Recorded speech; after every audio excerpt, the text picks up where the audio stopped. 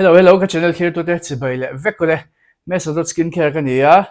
Tun chuma chon Dot&Key sale ka ron soive thung dona. Dot&Key hian tun thla chu sale Runpui an neya an sale pui ber ron neya.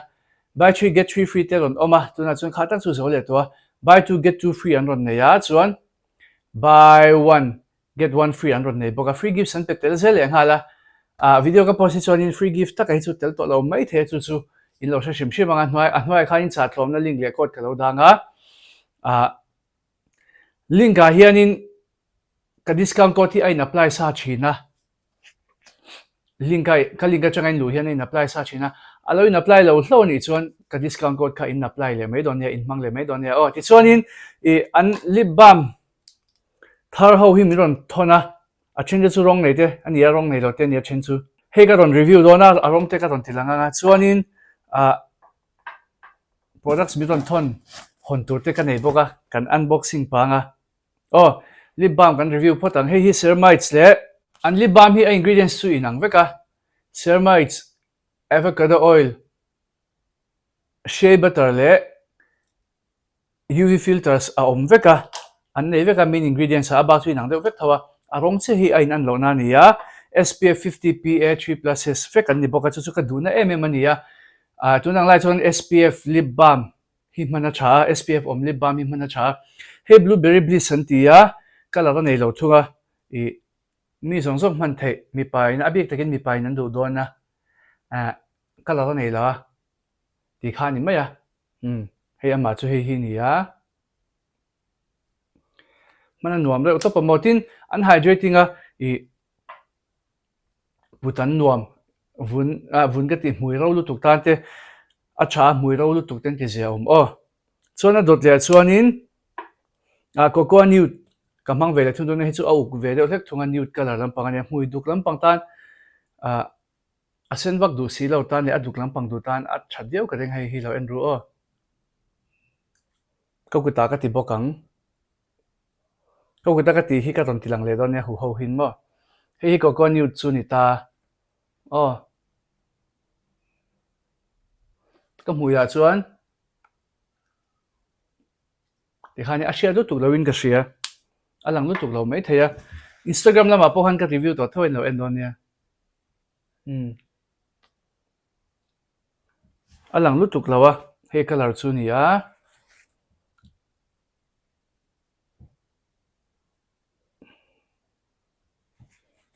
katify anga adang kamang le halang chuan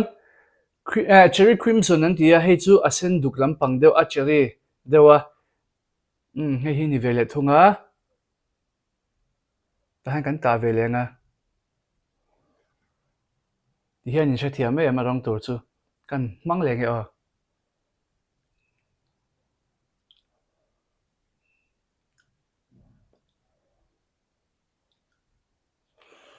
reapply nante lipstick mang reapply nante cha maya lip SPF alo box ya lipstick chunga te han mang thwale ta ula hete po morong nei arong nei chi te po han man thwale ta ula tin arong hi re lu tu ka hey hi ni a arong chu ti ko de pot mai la in hu chian the nan hi ni a ana reo he te hi mo a ching mi alo tin a sendan a ching lo kan ti nge kati file lenga a top ber ka ron tilang leng a top ber a chuanin strawberry red ania he te hi chu a senda wata a sendan hi anal reu lu tuk thunga hey in shathiam cherry crimson le strawberry chu hi cherry crimson kha nia he strawberry red anita ti khan in shathiam the ka renga tuna kan lo hnoi leang strawberry red kan ti khem nge zui mo ke ma hian ka chin na lama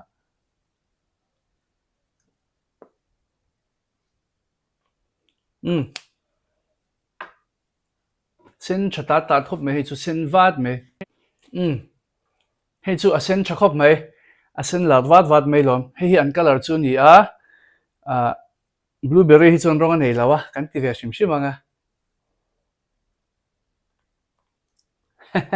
he blueberry avar khan lo lang bai ro se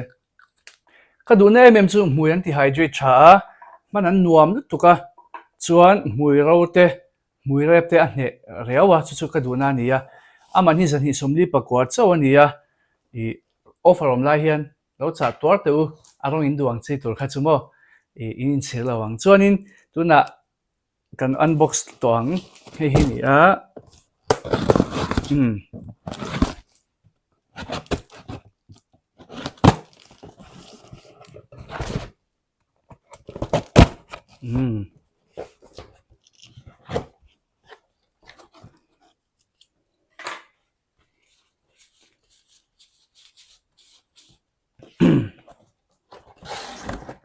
wow awana PR box ami ron thon ha PR box ami ron thon thlap mai ka ba lom ve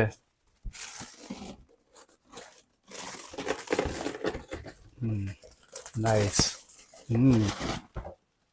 hei hi ni a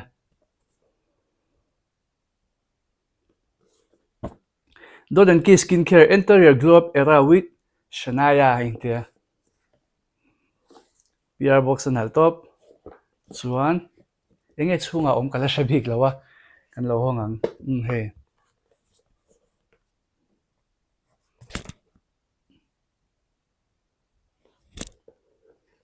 sticker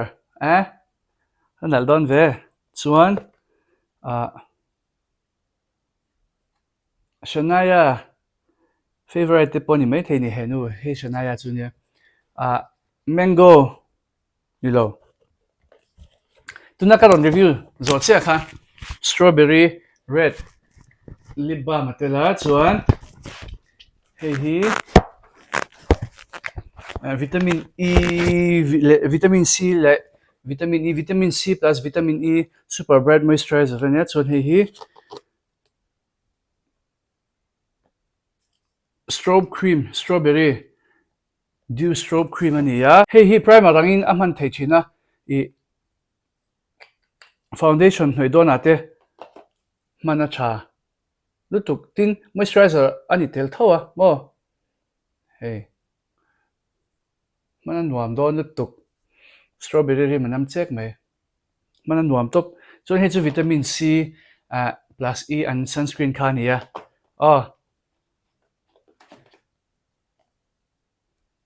hei chu tlemin amum ve deuh ka tia an strawberry strobe cream hi mana nuam don hei hi dong ve hlau mai ka lom khop mai hei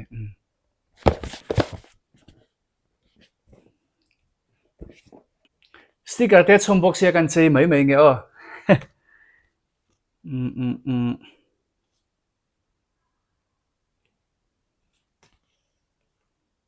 alian reuh lu tuka ma se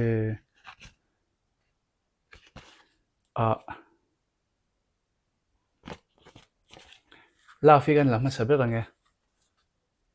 love is love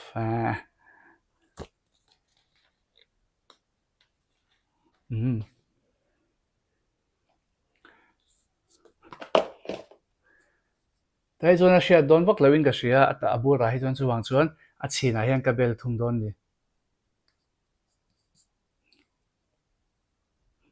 du ngal em turang chi kha mo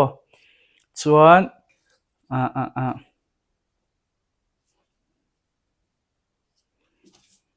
hi ka bel leang tilama hian hi ka bel vele thung don ni hei hi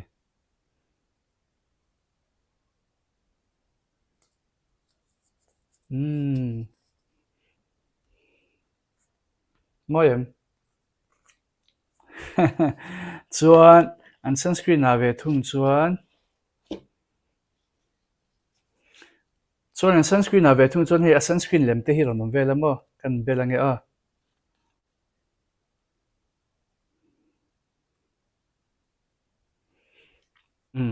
te hi ka bel tlang sir do hleka adang po kala bel he do ming hi ka ti Hlawm du si lo ma se alian Hlawm box sticker hi chuwang chuan chiang nge nge ang tian kan ti le photang mo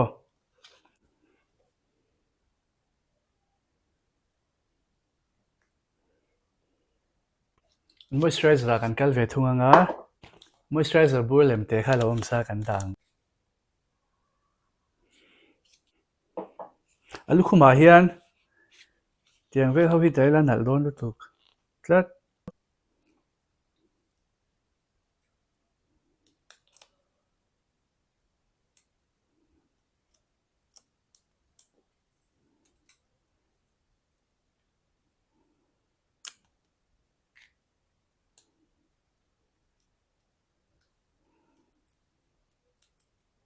cái ti hi ngai tlat thei chu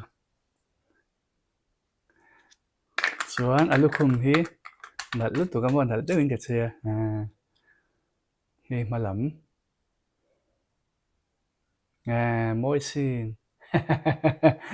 nuam ve reu adang kan ti liang lip balm ah hian ni kan tiang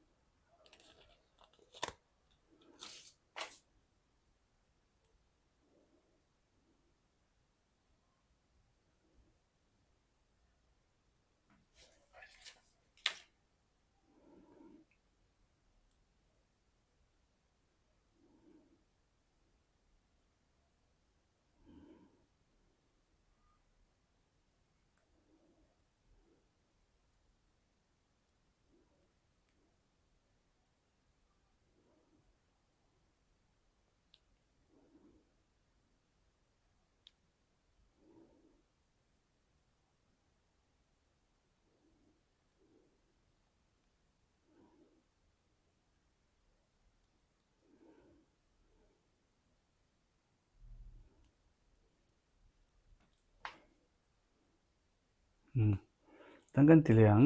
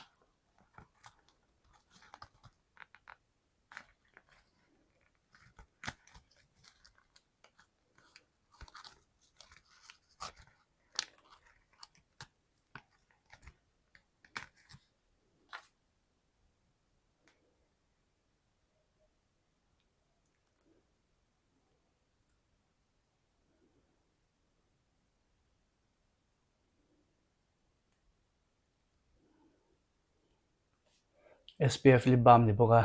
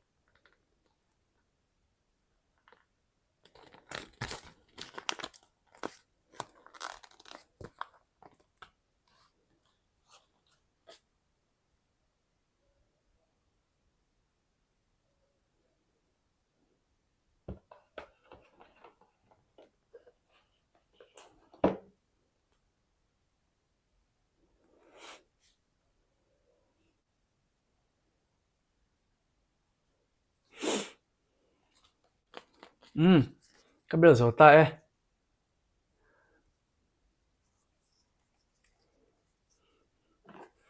hei ni boka chuan hei ni le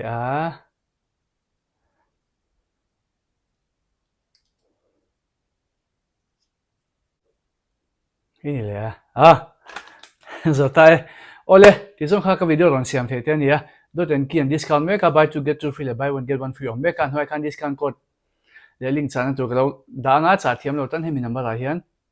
min lo WhatsApp don ya